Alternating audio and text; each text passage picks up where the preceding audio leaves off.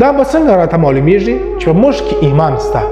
یعنی مطلب دا څنګه معلومه کو چې زموږ په زړه کې د ایمان ذره سته او موږ واقعي مسلمانان یو، مؤمنان یو. یو ډېر ښایسته حدیث چې دې باره کې دی چې کوم چا کې دا علامه وه هغه مؤمن دی، هغه مسلمان دی. چې په کوم چا کې دا علامه نه وي هغه دې دا حدیث ضرور واوري او دا پیغام ضرور در سره نشر کړي، دومره نشر کړي چې هر مسلمان ته دا ورسیږي. د حضرت ابو امامه رضی الله عنه سره روایت دی چې یو سړی د نبی کریم صلی الله علیه وسلم څخه پوښتنه وکړه چې ایمان څه دی؟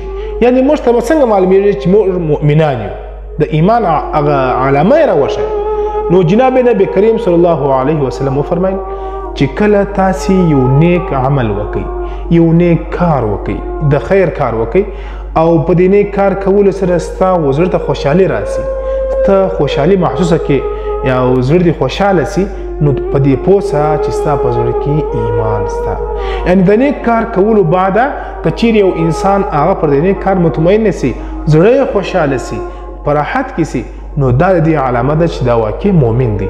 او یوه خبره بله چې کله ته یو ګناه وکې، یو بد عمل وکې، د ګناه کولو ما بعده د ګناه کولو بعده ستا په زړه کې یو غم راسي، ستا په زړه کې درد راسي، ستا په زړه کې خوف راسي د الله نه چې دا مې ولې وکړه، دا ګناه مې بند نه وکړه، دا ګناه مې ولې وکړه. دا د دې علامه ده چې ستا په زړه کې ایمان سته. هغه کسان چې هغه ګناه وکړي بیا پر دې باندې فخر کوي، هغه کسان چې د ګناه کولو بعد په زړه کې لږ درد هم نه پیدا کېږي، لږ خوف هم نه پیدا کېږي، هغه دې دا حدیث واوري چې ستا په زړه کې ایمان نسته.